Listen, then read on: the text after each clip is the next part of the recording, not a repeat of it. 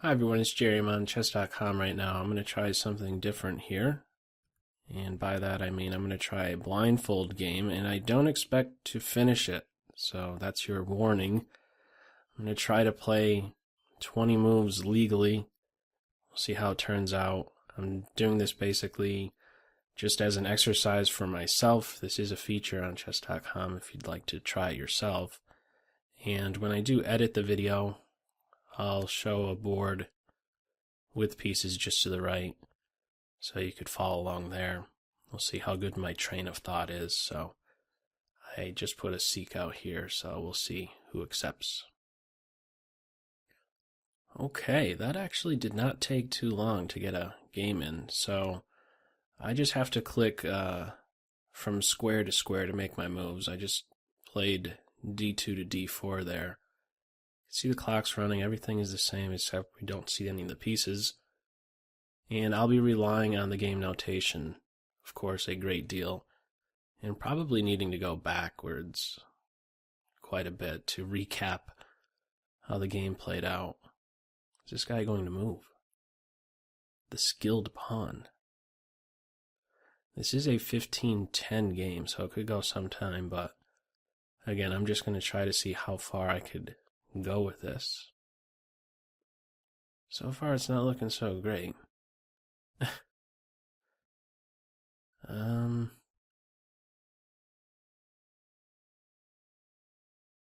Okay, we have life. I was getting scared there, so knight f6. I'll try to keep it really simple.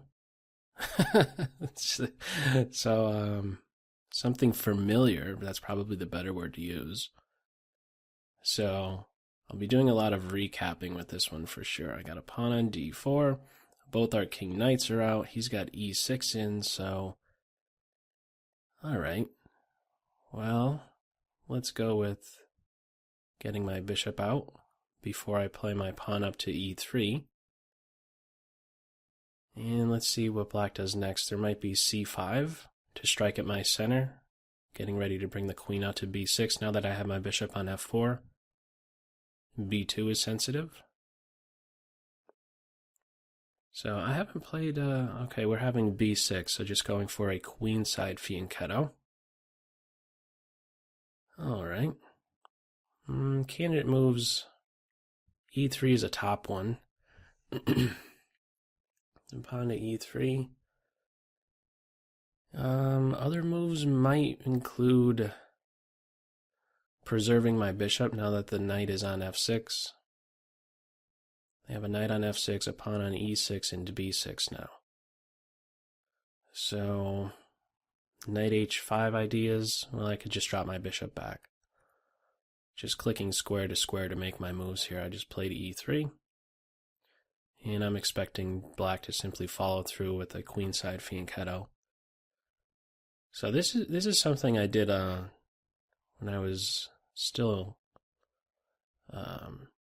I guess an amateur chess player, but still below master level. And this I found improved my visual skills in the game. But again, it has been a long time since I revisited this style of play. So alright. I followed up with a queenside fianchetto. So far, black has two minor pieces out. King knight, queen bishop. Pawns on e6 and b6. Okay. I have a knight on f3, a bishop on f4, and a d4, e3 pawn structure. So, where to deploy my bishop? To e2 or d3? I'm just going to go to e2. Because I don't want to, let's say, run the risk of one day a fork, like if my bishop is on d3. Well, d3 is probably the better one. I'm trying to play a little bit cautious of some tactics. I don't know if that is the best square, but if black one day is able to establish e5 or threaten e5 successfully, that would come with tempo on my bishop, and then it could take another step forward, and then I would be in a fork So we're 5 moves in. I'm 15 moves away from my goal. It's not a big goal here, but take it step by step. It's often, if you're trying this out for your first time, it's quite difficult to play a full legal game. So knight c6 seems to strike me a bit awkward. The reason I say that is because the c-pawn is obstructed and the bishop is obstructed. Huh. Now, what's black going to do with the d-pawn, I wonder? If it ever plays to d5, I have a c4 push, and then by force the c-file can open up. With the knight on c6, sometimes there could be this idea, if black is going to obstruct that c-pawn, there's the idea of converging on c7. Currently the bishop is there. The rook on c1 could have some stuff happening, so, not sure. Candidate moves, thinking about castles, thinking about c4, and I'm once again thinking about h3.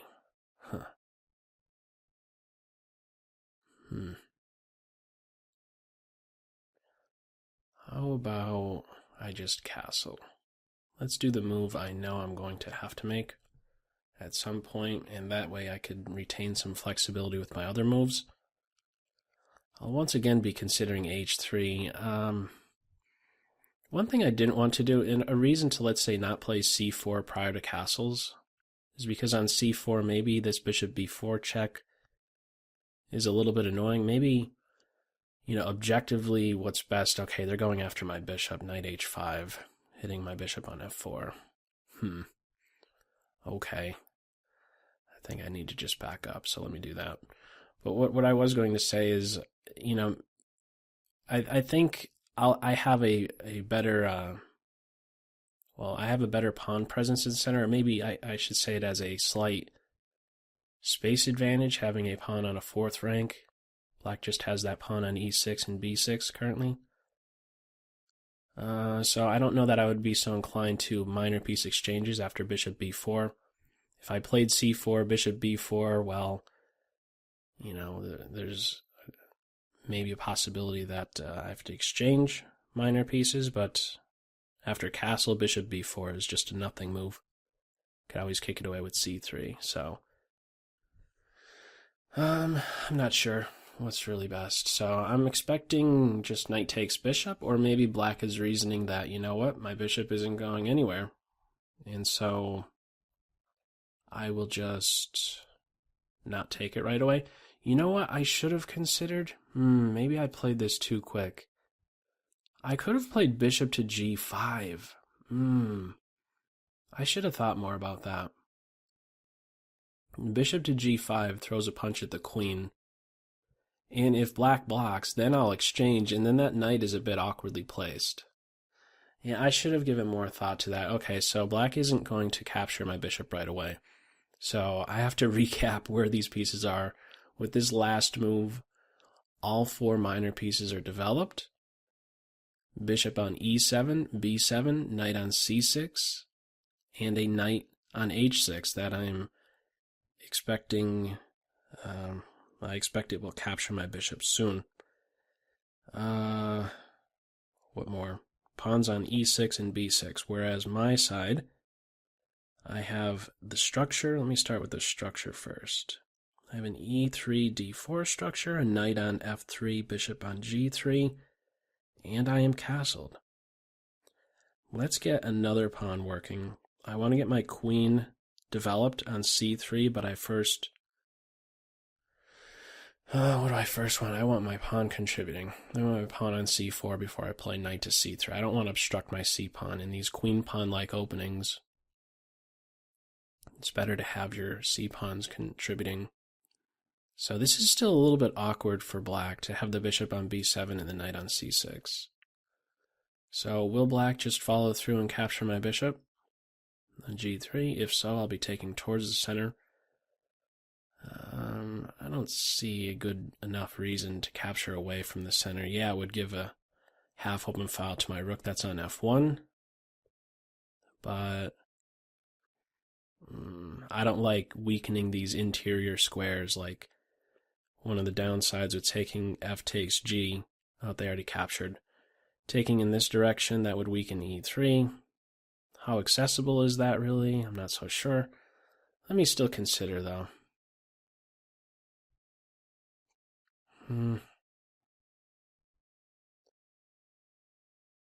No, I'm just going to take towards the center. So this is the first main imbalance of the game. The knight for bishop exchange. Black has the bishop pair. And so one thing I could try to look forward to doing is exchanging off my light square bishop that's on e2 for the one that's on b7.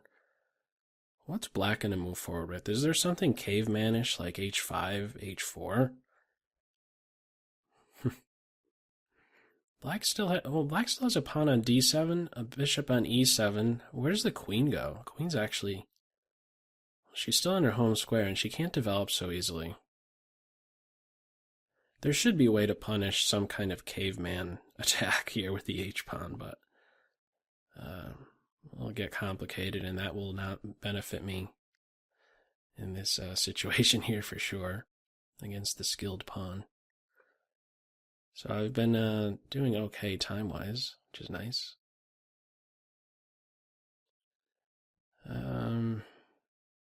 It's actually Christmas Day for those of you who celebrate. Merry Christmas. This video should be posted on December 25th, 2014. 10 minutes and change. For everyone else, happy holidays. What are Black's candidate moves here? I mean, it's pretty straightforward with me. Like this next move, I'm kind of locked into just playing knight to c3. Yeah, I haven't played that yet. Let's make sure. Let's do a recap. No knight c3 yet.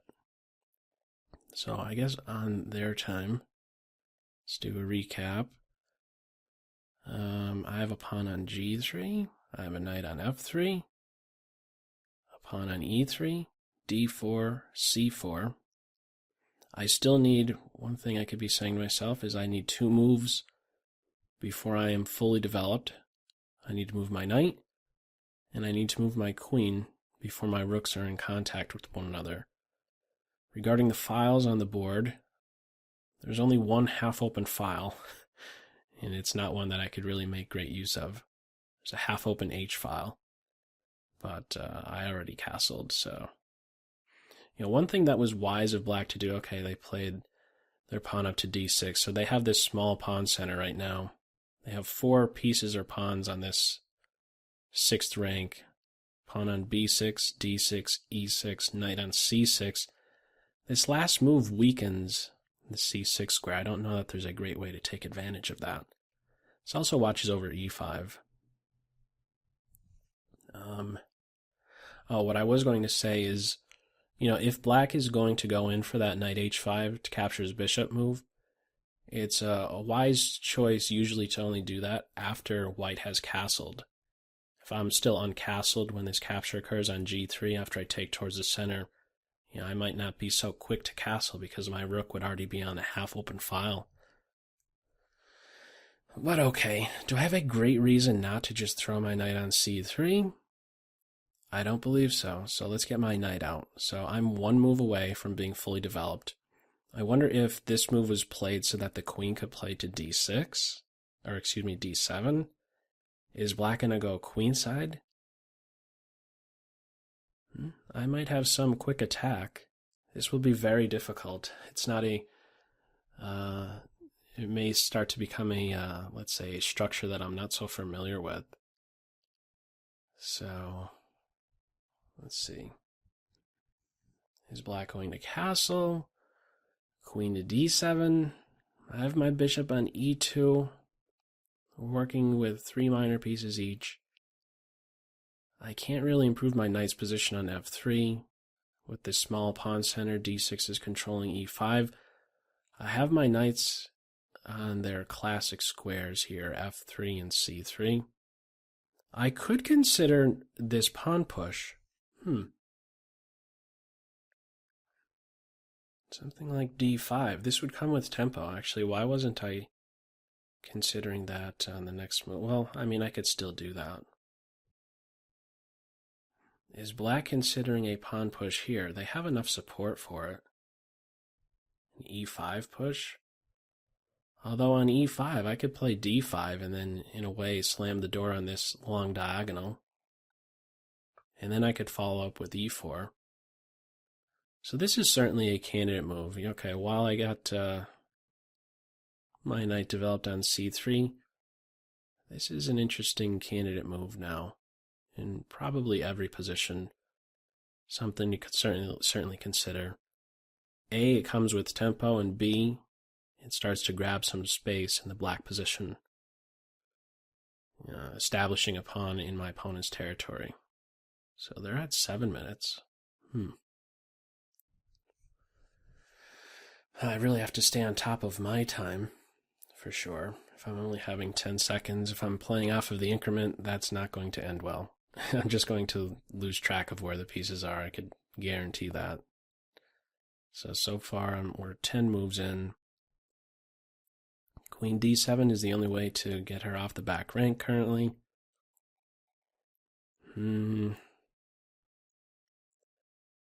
What else? Let's just say black castles. What would I do on castles? I should be considering that. That's maybe one of the more obvious type of, well, not obvious, but, common move.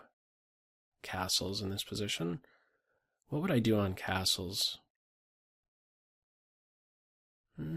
I might want to just push d5 right away. Gather some more information about the knight. I may want to follow up with e4. I'll want to be a bit careful of my opponent's dark square bishop. That's their okay, they did castle. So that's their bishop on e7 is the one that I need to make sure does not get out of control. So I could push d5 with tempo, grab some space, but I am at the same time weakening some dark squares. I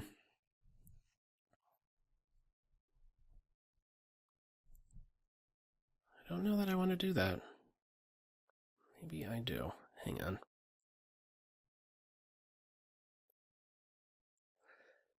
Yeah, I think I want to push. Right now. Let's hold on for a moment. If I push, what I would really like to see is black capture first, because after I recapture with the pawn, this diagonal is opened up a bit more. And keep in mind this c6 square is weakened. So maybe I could do something where, let's say I could somehow exchange light square bishops and then pivot about on the c6 square. If I no longer have a pawn on c4, my bishop has maybe access to getting into c6. My rook would certainly have quicker access into getting into c6. Let's go forward with it. So, change of structure coming up. Let's see how black replies. Will the knight move immediately, or will a capture happen first? E takes d, c takes d is what I'm planning on doing if there is a capture. And if something other than that, suppose knight e5. My knight could capture their knight. I don't know that I want to take the knight so quick. Maybe. Yeah, I could definitely consider that, because here's another interesting feature. I was talking about how with my opponent having the light square bishops, oh, they already moved. Whoa, they went back home. Oh, okay. Well, what I was going to say is that this f3 square is now freed up for my bishop, so I'm maybe one step in the direction of getting on the same diagonal. Well, not maybe, I am. Well, no, not just yet. Excuse me. I have a knight on f3, but if knight e5, after knight takes, pawn takes, my bishop would be able to oppose their bishop on the long diagonal. So, my opponent is running in reverse. They are underdeveloping. There is currently still tension between the D and E pawns. So this is an interesting moment because there's that general principle of not wanting to, let's say, open the position when your opponent has the bishop pair, but at the same time, there's also one that says you should maybe look to open the position if you have a lead in development. So I have a lead in development, and it's my opponent who has the bishop pair, so I could see that still being a good idea. Due to my lead in development, I'm more inclined to just make this capture. This is, in fact, you know what I could... This is a weak square. I'm starting to see some problems I could pose for my opponent. I'm putting pressure on e6 once, it's defended once, so this is unprotected. So one thing I could do here is capture, and after a recapture, I could look to target this pawn. And I could do that with my knight. I could play knight d4. And not only am I threatening to win a pawn, but simply land on that square with a fork on the queen and rook. Some of this stuff that I'm saying could be just way off, but this is currently how I'm seeing it on this board right here without the pieces. So I think I'm going to go in for that. I want to open the position. Let me just double check here. They're underdeveloping. Pawn on b6 and knight is back home. They're castled. Bishop on b7, e7. I have a knight on c3, f3, bishop on e2. Pawn on c4, d5. c4, d5, and e3 and g3. I'm castled. And I'm going to go for it. After this capture, this opens up the diagonal for their bishop, but there's no problem here on g2. Also, after this recapture, this is a half-open f-file for black, so I'm expecting f7 and e6 to light up. 12 moves in. All right, I think I should follow through with what I want to do here. For a moment, I was thinking about knight g5. There's a bishop here. There's also a queen here, but knight d4 I could go to. So they still have a small pawn center. That's how I could try and remember this one. Knight's home, bishop, bishop, small pawn center. This is unprotected. Knight to d4. I have this square opened ever since d5, so let's get there. Less than 6 minutes. We're about even on time, but we'll see. See how it plays out. Pressure on e6. This also opens up the diagonal for bishop f4. So if queen d7, I could think about bishop g4, and this starts to become very difficult to defend. In fact, I think black is needing to do something very accurate here. If they're not careful, they could be in some serious trouble. Queen d7, bishop g4 might win on the spot. Because then the pawn's in a pin.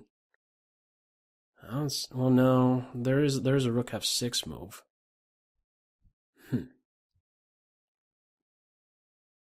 Ah, that's what they played. Rook f6. Black cannot feel so comfortable after playing that, though.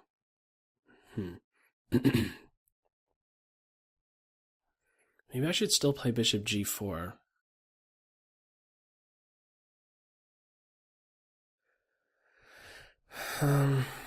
Getting difficult. A knight on d4, pressure here. Is there a way to kick the rook away? My knight on c3, any of these two squares? Well, no, there's a pawn here. I was thinking I could play knight d5. I can't do that. And I can't go knight here because of the bishop. I think I still want to follow up with bishop to g4. Let me do that. Yeah, bishop g4. So I'm adding another attacker on e6. Let's see how black defends. Queen d7 is a little awkward. They could push the pawn, but that would be a bit of a welcome sight because it's another pawn on a dark square, which gets in the way of their dark square bishop. And it weakens d5, so I'll have a nice jumping point here for my queen knight. They're under 5. Let's see how this finishes.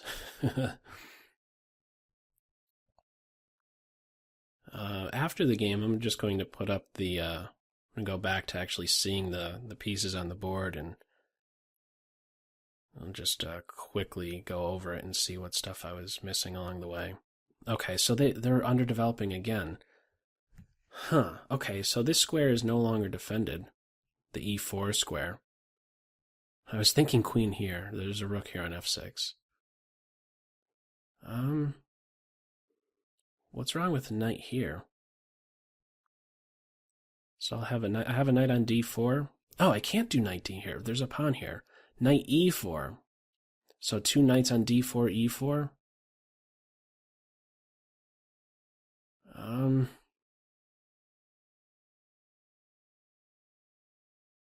Bishop c8 was the last move. Okay, let's do this. I have a knight on d4, e4. The rook is currently hit. They underdeveloped. A bishop on c8, a knight on b8. I have a bishop on g4. I have my 3 minor pieces are on my 4th rank. d4, e4, bishop g4. Pawn on c4, pawn on e3, pawn on g3. I'm castled. Black is castled. Bishop on e7. Queen is still home. Rook is on f6, currently hit. That's the main threat. I'm expecting rook g6. I'm not sure what I would do as a follow-up. Rook g6, what do I do? Oh, you know what I could do? On rook g6, I could think about queen f3. This rook on a8 is unprotected. So he might be tactically vulnerable here. If the rook is going to g6, and I think it needs to, okay, to keep defensive e6, in other words. There is pressure on my bishop on g4. There is a pawn, however, on e6. So I have both knights here. This square is covered by the knight on b8. Queen f3 I'm drawn to.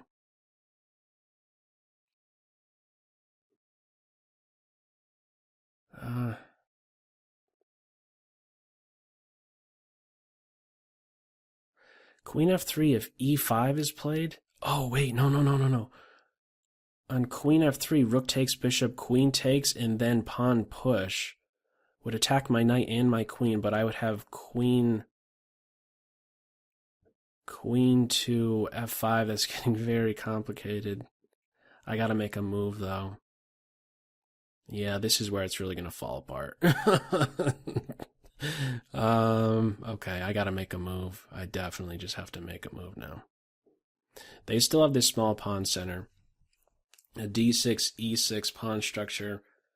I'm threatening knight to f6.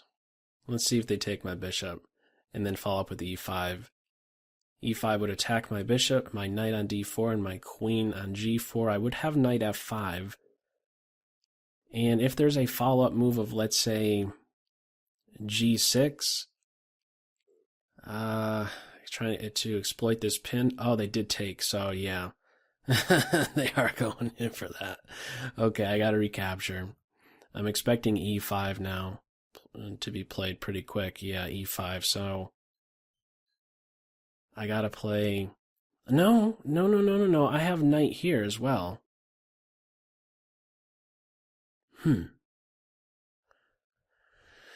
I want to play here, though. Knight to this square? Yeah. I have a knight here. Let's not forget about him.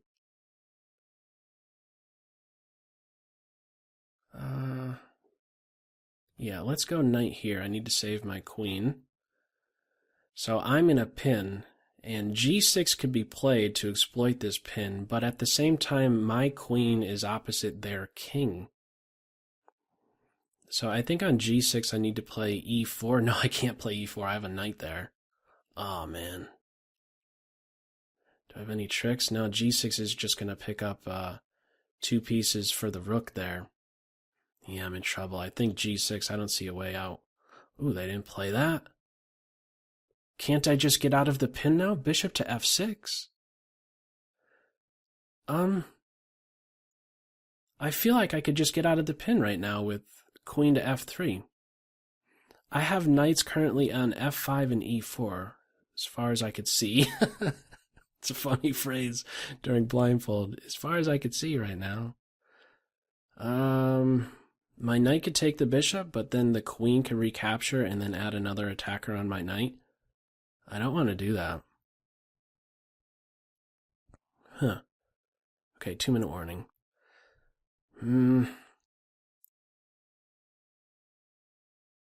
Alright, I need to get out of pins.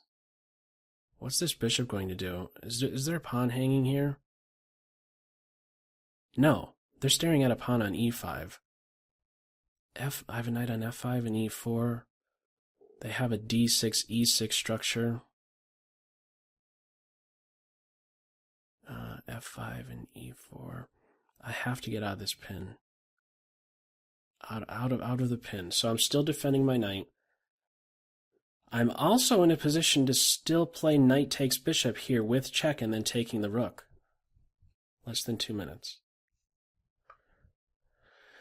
Okay, well, small success here. I think I will make it to move 20, play a legal game, but I really do need some time to recap where all these pieces are. Bishop on f6, queen home, bishop and knight home.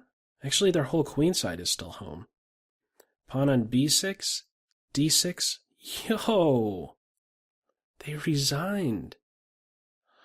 Oh man, they didn't test my blindfold skill. Of course, they don't know that I'm playing blindfold right now.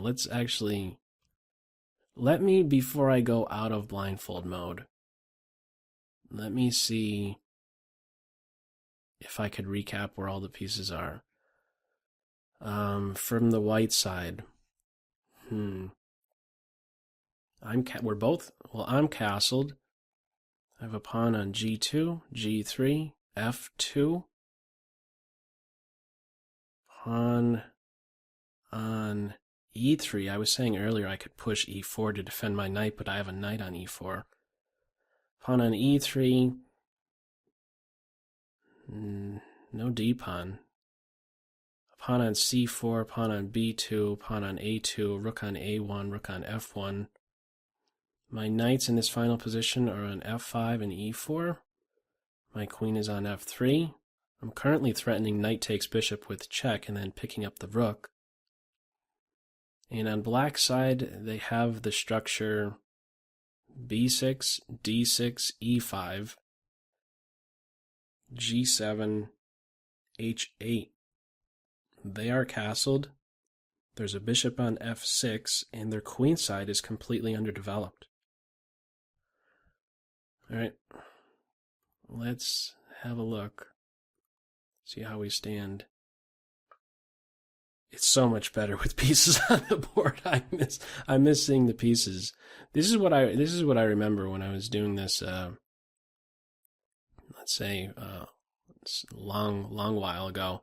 That when you play these types of games, and then you put the pieces back on the board, there's so much less energy needing to be spent on simply recapping where the pieces simply are.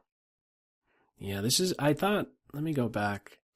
So this was a queen pawn opening, like I'm setting up a London system. I thought this was a bit awkward. I think something like c5 first. c5, even d6, and then connecting the knights might be an idea. But to obstruct that c-pawn I thought was a bit odd. Get this structure in. Small pawn center, castles, d5. And right around here, let me go into the analysis instead. Yeah, right around here, I was thinking that after I kick the knight, I was thinking if he goes here immediately, I could take and then be in a spot to counteract this guy. So I was right on that. Okay, well, he didn't do that. He underdeveloped. I wonder what would have been better. It certainly seems very awkward to go back home.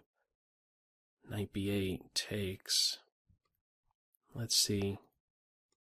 Knight e5. This is what I was planning on doing. Although I could still consider doing what I did in the game at this point. I wasn't considering knight d4 at this point when I was playing. I was just thinking about taking and then having this square open for my bishop. Maybe this was still a good direction for black to go in. I don't know that I would have played this, though.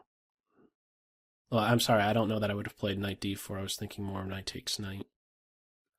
But okay, he went home. I took. For a moment, I don't know if I voiced it during the game, but I was thinking about knight d4. But I wanted to weaken this square first, so the way to do that is to take, and now this is simply a hole in the black position. Only then pile up on that. I think black could have got me, though. I'm kicking the rook around. I played queen f3. Rook takes, queen takes. After knight f5. Oh, I didn't even see that. I was thinking after g6, I couldn't play this, and I thought my knight was lost. Oh, and another thing I was seeing or thinking is that if I played here, I was thinking for some reason that this bishop could capture my knight. And I totally was missing that I could simply take a piece with check. In fact, this would lose immediately because I'm taking here, and then I'm taking the bishop. Ooh, that would have scared me though if this was played. Man, I didn't see that. Yeah, what I was thinking about is just getting out of the pin if this move was played, but we didn't even see this one happen on board. But as this is as far as it went. 19 mover. I would have certainly struggled. I was under 2 minutes at this point. I would have certainly struggled to finish this one out. But this is a very serious threat. Not so easily parried either. To take the bishop and then uncover this attack against the rook here. And trying to block it with this is going to drop this pawn. Another thing I wasn't really seeing or thinking about much is that the d file is half open. I guess once I made this capture, I was more fixated on the square itself, e6. Yeah, I definitely didn't see this position very clearly, or as thorough as good as I should. But actually a bit happy with how this one turned out. It's an early resign, but I imagine again my opponent would have played on if he knew that I was playing blindfolded here. Okay, well, feel free to give some feedback. This was more for fun and really, in a way, a little bit of training for myself. Again, as when I edit the video, well, you'll be seeing it right now anyhow, but I'll have that up to the right where you can see the pieces. You've been seeing the pieces. And anyhow, feel free to give some feedback, and we'll see about maybe doing another video like this sometime later. Anyhow, that's all for this video, and as always, I hope you got something out of it. Take care. Bye.